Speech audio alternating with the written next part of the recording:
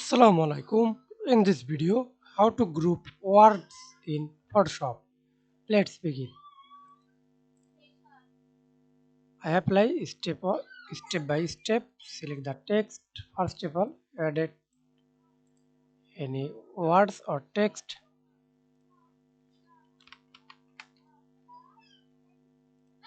First of all, type text and hold shift. Click another and type again anything.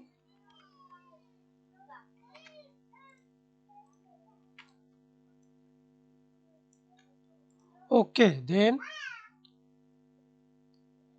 hold Control, select align middle and group. Press Control Z. See this group.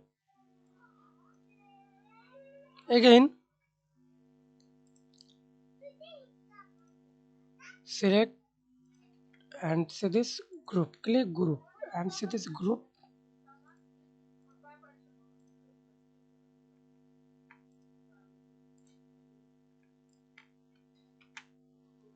Okay.